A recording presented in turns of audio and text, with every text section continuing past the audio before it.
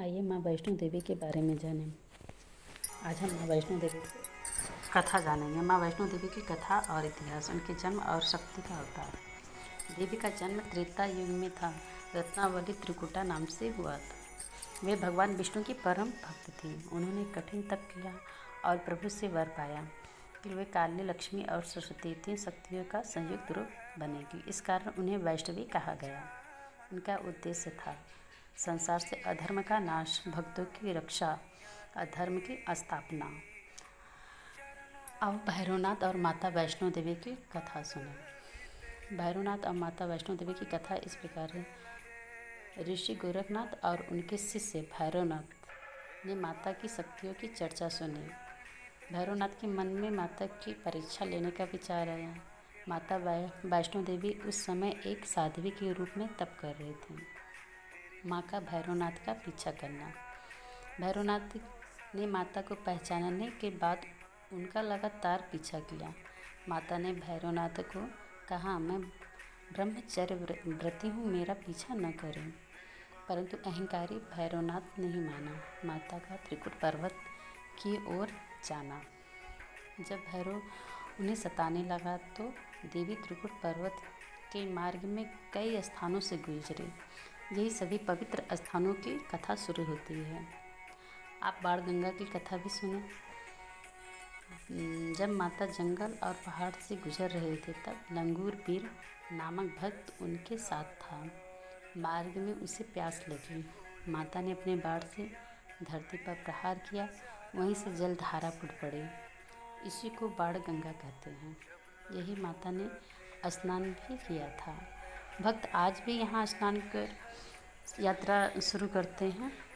चरण पादुका के बारे में जानें।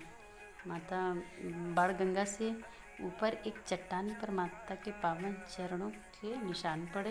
यही माता ने पीछे मुड़कर देखा। कहा जाता है कि ऊपर जो निशान था माता के, वही माता भैरव को पीछे मुड़कर देखा था, वही निशान पड़ा। इसीलिए यह स्थान को चरण पादुका कहा जाता है। यह स्थान भक्तों की मनोकामना पूर्ण करने वाला माना जाता है। अर्धकुमारी या गर्भजून एक ही है। यह स्थान माता वैष्णवी की कथा का सबसे महत्वपूर्ण भाग है। माता का ध्यान और तप। माता यहाँ 9 महीने तक एक सक्रिय गर्भजून जैसे गुफानुमा स्थान में तप करती रही। इसी कारण इसका नाम पड़ा अर्धकुमारी। देवी का आधा कन्या स्वरूप, गर्भ जैसा सकरा रास्ता, आत्मशुद्धि स्थान। यहाँ से गुजरने की आत्मशुद्धि और तप नाशक माना जाता है। माता का पवित्र गुफा दरबार। भैरव के अत्याचार से बचने के लिए माता आगे बढ़कर त्रिकुट पर्वत की गुफा में पहुंची। यही माता ने महायोगिनी वैष्णवी रूप छोड़कर महाकाली स्वरूप धारण किया और भैरवनाथ का वध किया।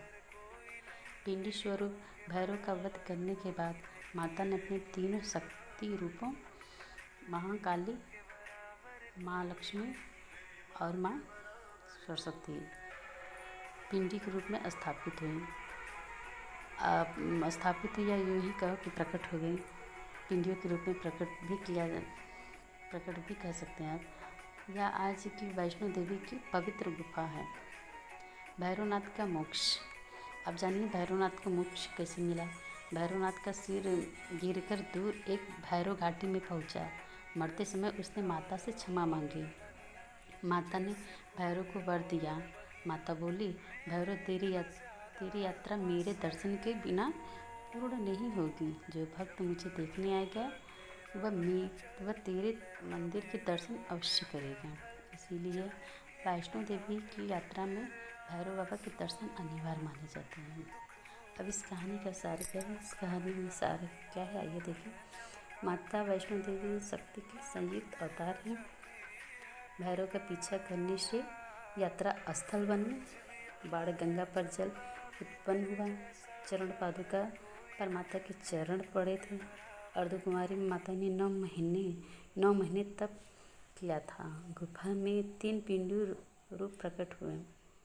भैरव का वध कर माता ने उसे भी मोक्ष दिया। मेरे चैनल पे अगर नए हैं तो उस लाइक